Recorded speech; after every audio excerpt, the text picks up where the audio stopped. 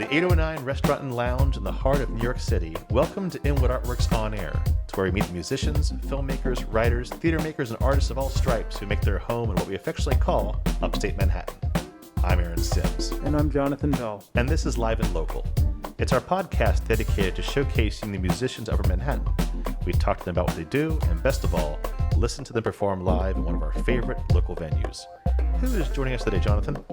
Aaron, today we welcome local brass musician and composer Nick Grinder. Hailed by Slide Hampton as, quote, an important future voice in jazz trombone, end quote, and, quote, modern, forward-thinking, and powerfully melodic, end quote, by Jazz Ed. Nick Grinder is a versatile trombonist and a low brass doubler in New York City. Originally from San Francisco, Nick has enjoyed a varied career since moving to the city in 2010. He has shared the stage or recording studio with artists such as Lord, Lin-Manuel Miranda, Patti LaBelle, DMX, St. Vincent, and many others. He has performed in 24 Broadway pits and has held the chair at Beautiful, the Carole King musical.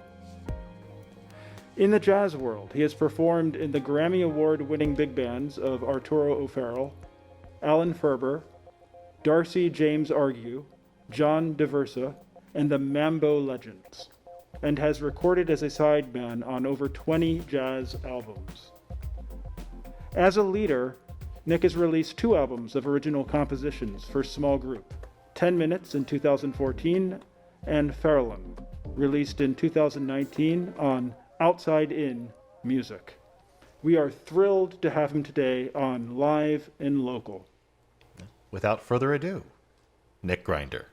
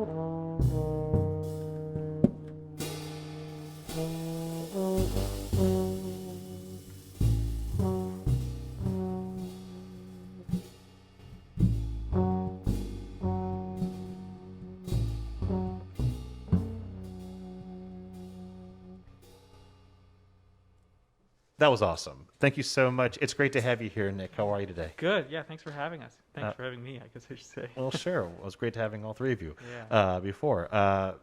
First, could you introduce who you brought to play with you today? Who played with you? Yeah. So today, my friend Marty Kenny played the bass, and my friend Nathan Elman Bell played the drums today. Just a cordless trio is what we call it. 'Cause there's no piano, no guitar, anything like that. So yeah. Cutting the cord, huh? Cutting the cord. Yeah.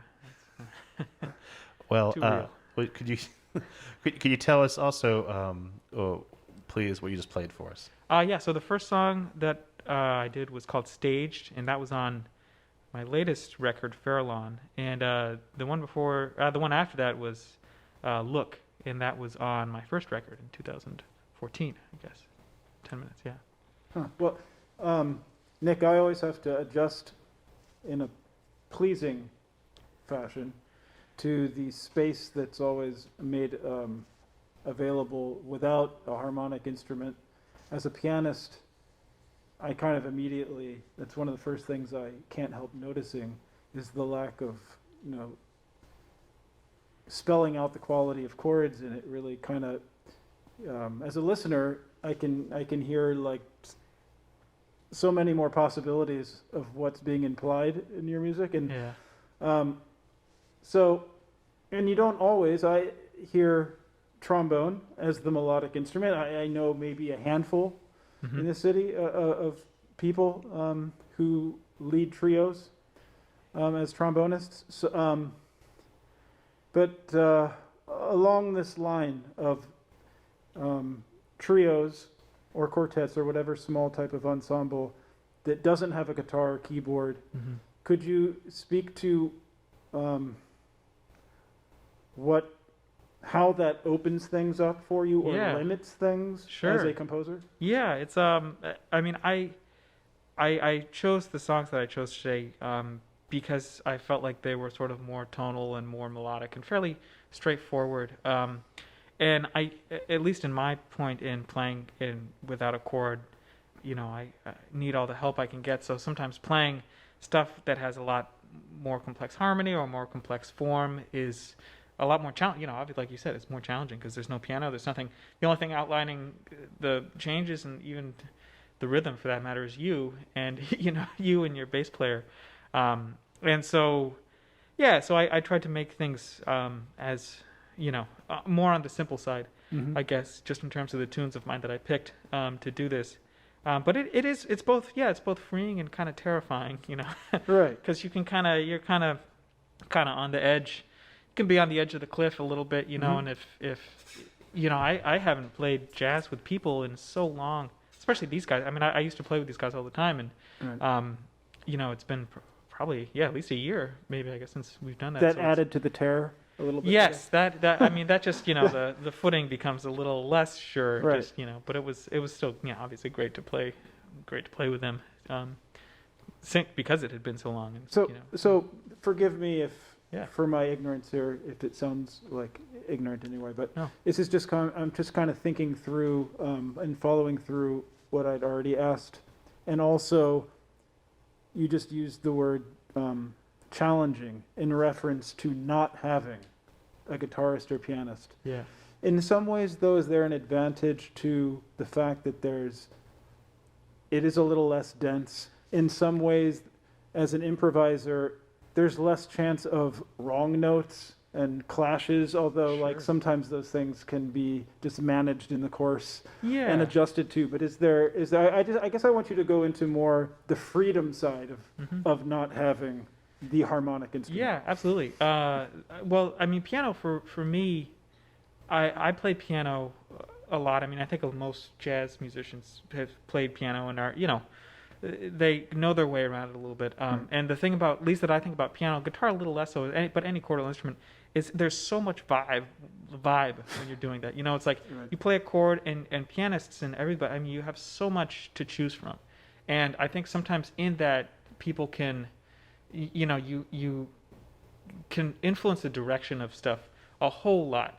And sometimes, depending on who it is, like obviously, really sensitive, good pianists won't, they won't take it in one way that if you're going a certain way, it'll be really more of an interplay. But sometimes it can be a little freeing not to have that so much.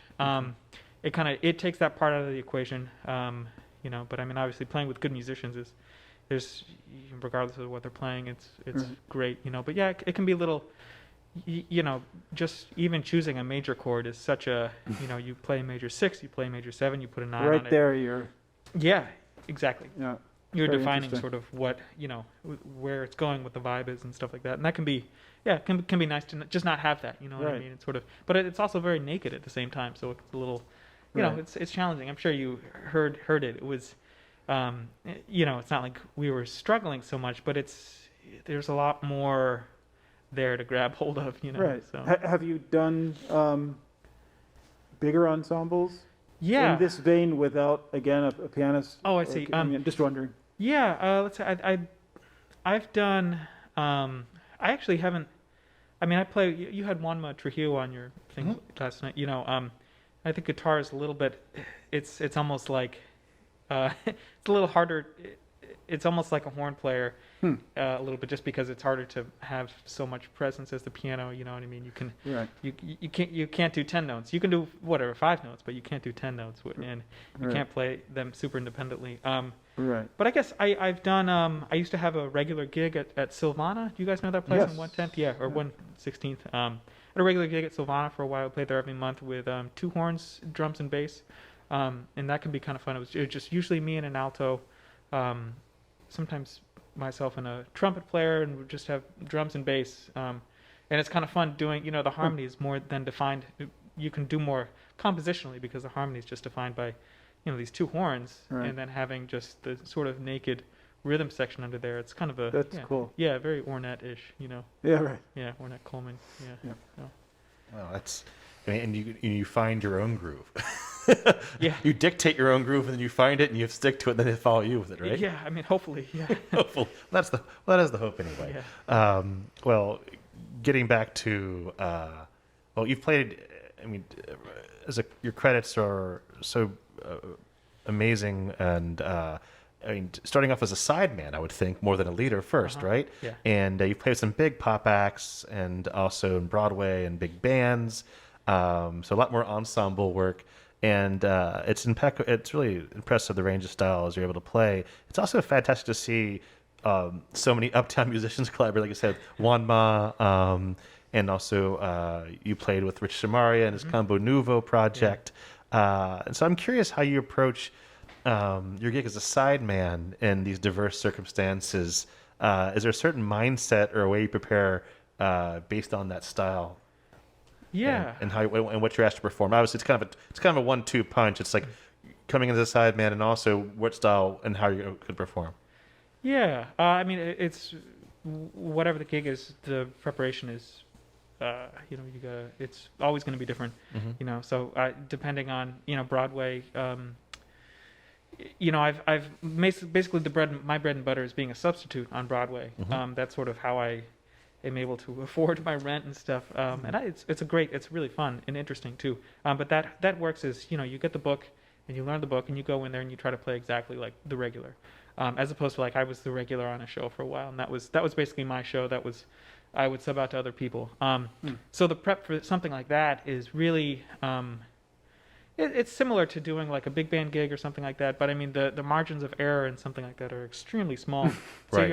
you almost memorize the book, when you're doing it. It's like you don't want there to be very much question. Not that sometimes there is a lot of question, but it just being something like that, and then getting a call for something totally random. That gig with Rich, actually, with Combo Nouveau, that was very last minute, and that was pretty new in the city, and that's a great band. I mean, he got some really amazing musicians. Dave Schroeder, a whole bunch of great people. Yeah, Dave Schroeder. I mean, just my this trombone player, Alan Ferber, was there. I mean, it was. I'm trying to think. It was like some heavier New York musicians, and Rich had me play bass trombone on that. And it was very nerve-wracking. I didn't have a ton of time to prepare. So there's a lot of stuff that you do to both manage your stress in a situation like that, but also how do you go in and sight read really well? You practice sight reading, and you're always practicing. Like I just play tenor trombone here, but I play bass trombone a lot as well. And so keeping up both of those instruments is a big part of what I do every day. I was going to say, from a practical standpoint, all those hours working on your sight reading, thank God. Yeah. Right? Yeah. Sometimes. Yeah. I know a number of singer friends who, the ones who have the work are the ones who can sight read. Yeah. And they get the gigs at the churches and so forth. So some of those skills from like conservatory days, Sure. come back. You're like, thank goodness. One thing that, from another interview we had, one thing that I wish I had taken when I was in school was conducting classes. Oh yeah. Just again, not so much because that's the thing I want to do necessarily so much, but it would have been a nice skill to have just for gigs and, like you said, paying the rent. Yeah, no, and it's nice. I mean, sometimes there are so many amazing composers and amazing band leaders who are not amazing conductors. Right. And when you get, it's like, it's so nice. And, it's fine, like being a sideman and having a conductor who's not great. I mean, it's like, especially in the jazz setting, or especially in a show setting, You usually you either have a click in a show, and you know the book hopefully, or you've got a rhythm section, stuff like that. But having a conductor who knows what they're doing is like, it's a luxury basically, and it's so nice to have that, and it's such a huge skill, like that so many people, if I composing a ton, it's a whole other thing to get good at conducting. It's like, it's a big, Now, if you don't mind me asking, what is your background more specifically as a trombonist? Just out of curiosity, did you spend any time like learning the classical repertoire? Sure. Just wondering what your background is and where jazz emerged from. Right. Yeah. I mean, I both my degrees are in jazz studies, but especially when I was in high school, I really liked classical music. I was in a couple youth orchestras in San Francisco, and I was very close to trying to go to a classical conservatory and try to do that. And when I studied in LA, a place called Cal State Northridge, which is sort of it actually has a great jazz program. Out of all the, there's a ton of, in California, there's state schools, and then there's Cal, like the universities and stuff like that. And the universities don't, oddly, they focus on important things like, science and, the stuff that... Things that civilians do. Yes, exactly. But some of the state schools have fantastic jazz programs. And CSUN, we call it CSUN, Cal State Northridge, has a great jazz program, but they also have a very classical program. And it's in LA, so... LA, there's tons of studio musicians there. And I got to study, I studied with, my jazz teacher was this guy named Bob McChesney, who's one of the best trombone improvisers who, he should get so much more recognition, I feel like, than he does, And the other guy was Andy Malloy, who I studied with, and I studied classical with him. And he's, you look at, there's so many musicians out there, you look at their websites or you look at their bios, and it's just, hundreds of movies, and he's an amazing classical player. And so I studied classical with him, and I played in the orchestra in my school. And I think it's really important. I mean, and I love that music, but it's important just to, being good at the trombone, any instrument really, but just, learning how to play the instrument kind of takes some. You got to know a bunch of different styles. Right. There is an equipment thing. I mean, playing trombone in an orchestra is way different than playing in a big band, or a wind band, or a pit, or a horn section or something like that. I mean, there's so little playing in an orchestra, which is really challenging coming in. I remember when I was in high school, I had to do if any classical person listens to this, I'm going to be embarrassed. I think it's Brahms 4. It's either one of the Brahms orchestra symphonies. You got to come in on this high note, high A. I think it's the fourth movement, and I had to do that in high school, and it was so challenging. I think at the time I didn't really know how challenging it was, and thankfully I did it. But now I'm just thinking, like, having to sit cold for 45 minutes, come in on a high note, and come in absolutely perfectly in a really reverberant hall where everyone's gonna hear you. That's extremely challenging, and I think that in itself is such a different skill than playing jazz. And also the horn you play, classical trombones are much bigger. The bore size is huge, and the horn that I just played is much smaller. So it's almost like a different instrument. Well, I'm curious, going back to your training, and you said you were playing with these people who are incredibly well accomplished out in California. I'm curious if they inspired you to take on writing your own compositions. I'm curious when that happened, because you're obviously learning from these people who are working in the industry and creating their own work. I was curious if that rubbed off on you, or did that come later to you when you went to graduate school, or curious how that evolved for you. Yeah. I don't know if it sounds sad, but I feel like my creative output has been declining a little bit since I left school. And since I got out of high school, I think I credit being pushed and influenced compositionally by my peers, basically. Most of the people who I've been lucky to have around me have been really, really interesting, forward-thinking improvisers and composers. I mean, Juanma Trujillo is one of those guys. He's really pushed. He was always, when we were in college, we were living together, me and two other musicians. And Juan was the guy who was always writing. He would be just, he was just always writing. And there are people like that, and he would really push me to do that. And I think, you know, when you're in school, it's not like a cookie cutter thing or anything like that, but you know, you do certain things and then you sort of move on to doing other things. You know, it's like you learn this tune and then you learn another tune, you know, or whatever. So yeah, I mean, I don't think the program was at Northridge, and I went to NYU for my master's. They're both good programs that influenced, you know, they tried to get you to write and stuff like that. But it really is the people around me who is, you know, and the more that I've like actually had to, you know, doing sideman stuff, it's hard to make time to really write for yourself, you know, because no one's paying you to do that. You know, you're really working for yourself at that point. So. Do you mind if I dive into his music for a second? Okay. I just wanted to get into a little bit. The first song comes to mind. I just want to talk a little bit about talk about some details. Sure. Hopefully, I'm not way off here, but it sounded to me had a Thelonious Monk vibe to it. And that sort of that asymmetrical feeling, still a blues form. It sounded like, if it wasn't blues, it sounded kind of like it was alluding to blues. Is there any inspiration that you find in Thelonious Monk? I mean, I love Monk. Yeah, I mean, Monk is like, I definitely, especially stuff like this. He is such a amazing figure because he was so melodic. The tunes that he wrote, he's thought of as this kind of awkward, you know, he's like, weird left-footed guy, but the tunes that he wrote were extremely melodic, you know. Well, let's hear what you have coming up next for us. You have a third track you're going to play for us, right? Yeah. I was thinking about what to call this one. Number 3 is fine. Number 3, I guess. That's not a very bluesy song, but yeah, that's a blues. We played a D-flat blues. There you go. So, yeah. Awesome. Yeah. Once again, Nick Grinder. 1, 2,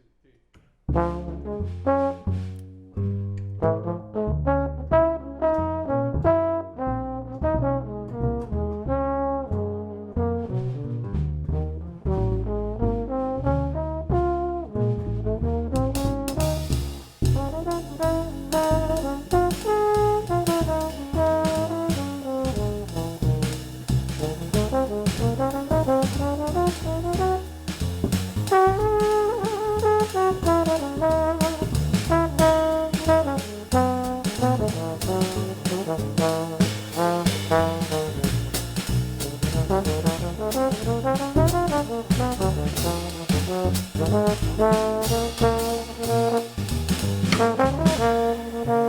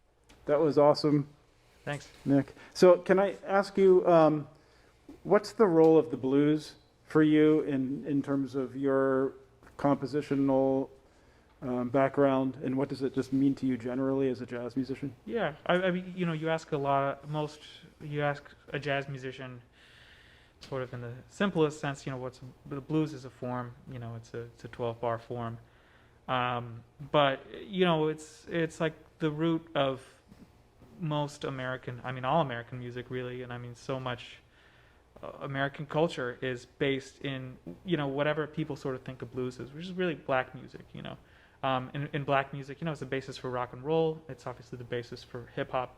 I really think that I think every music that we listen to, and even further, our culture is incredibly seeped in that. And so I guess for me, it's kind of everything. It's like I love early jazz. I love bebop. I love Sonny Rollins. I love harp. I love Keith Jarrett in the '70s.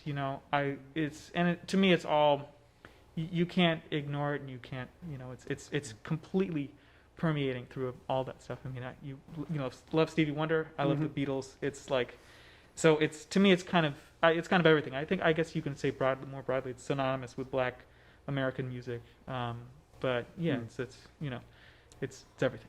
Cool. I think in a way. Well, moving from the past of the blues and the origins of that to the present and the future, I'm curious because you mentioned earlier it's hard to stay motivated and write Sure. when you're not in an ensembles, when you don't have your peers pushing you forward. So I'm curious, how has the past 10 months been for you? And it's just not going to end anytime soon. Maybe another year. I hate to say it. I'm just curious, what's it been like for you? What have you learned, and as person, musician, all in one, as your identity very much is linked to what you do and who you are. Yeah. It's been very crippling for many people who've not been able to express themselves as part of their vocation. Yeah. So I was curious how you've been faring with everything, and when any projects, and I want to hopefully end on a positive note with you. Yeah. And it's okay if it's not, by the way, and saying, like, are you working towards some new work? That's a good question. I guess firstly, I've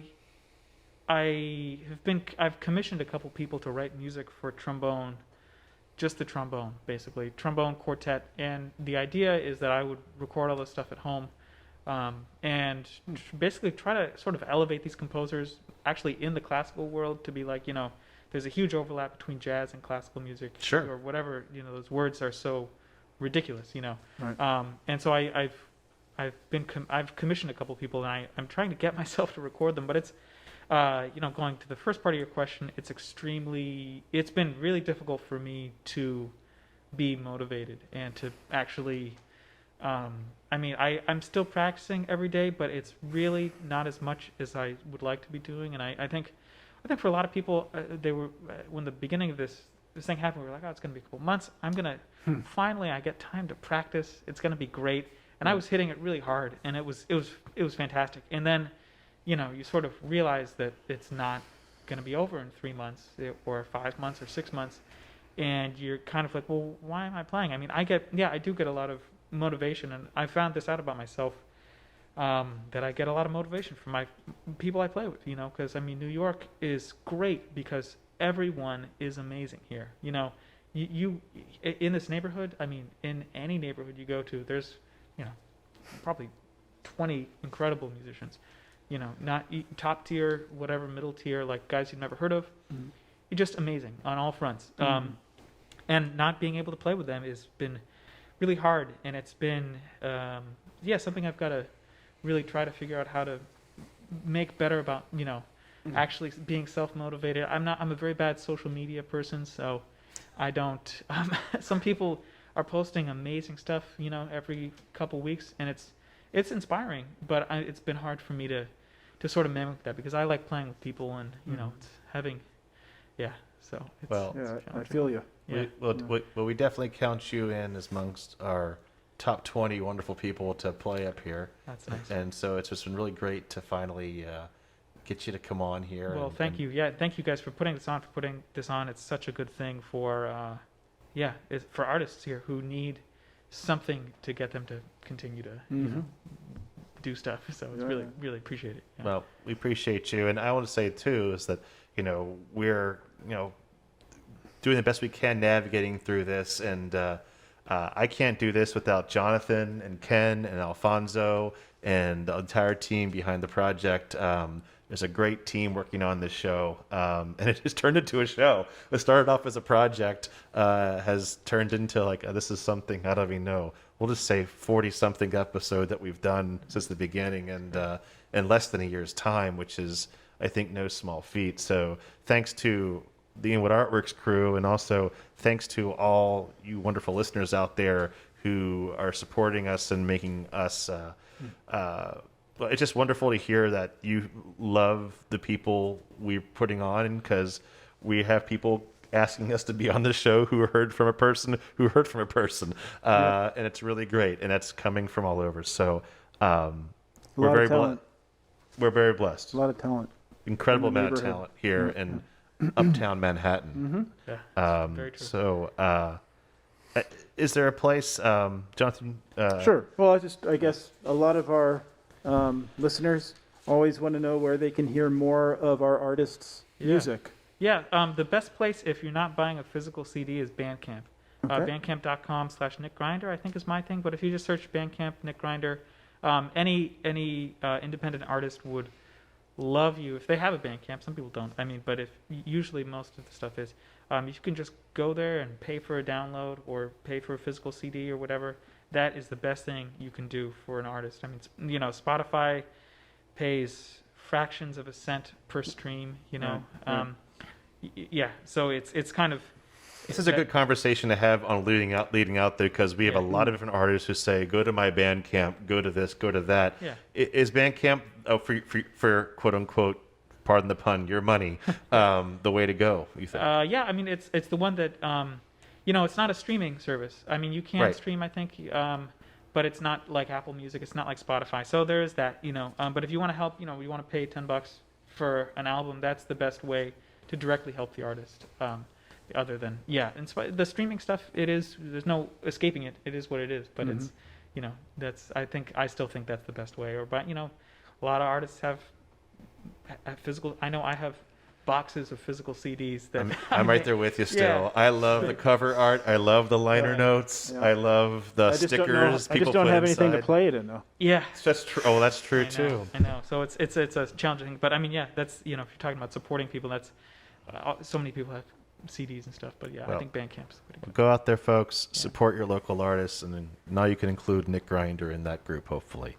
So thanks so much to Nick Grinder for joining us here today on Live and Local, here on Inwood Artworks On Air.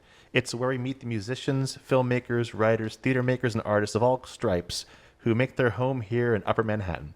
If you have a moment, please show us some love right now by rating and reviewing this podcast on Apple Podcasts. That really helps. I want to thank 809 Restaurant and Lounge so much for hosting us.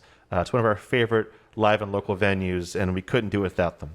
Also, big thank you to HeightSites.com for local uptown promotional support. Be sure to follow us on social media at Inwood Artworks to keep up with all that we do, which hopefully soon, in the eventually gathering phase of COVID, we can include once again the Inwood Film Festival, Filmworks Al Fresco, pop-up art galleries, live performances, and so much more. You can support On Air and all of our programming by making a tax-free donation at inwoodartworks.nyc/donate. Inwood Artworks On Air is made possible with funding from the New York City Company Foundation, with support from Manhattan Borough President Gale Brewer, and the NYC Electronic Media and Film Grant Program in partnership with Wave Farm Media Arts Assistance Fund, and the support of Governor Andrew Cuomo and the New York State Legislature. From the top of Manhattan and the bottom of our hearts, thank you so much for tuning in. This is Aaron Sims. I'm Jonathan Bell. For Inwood Artworks On Air.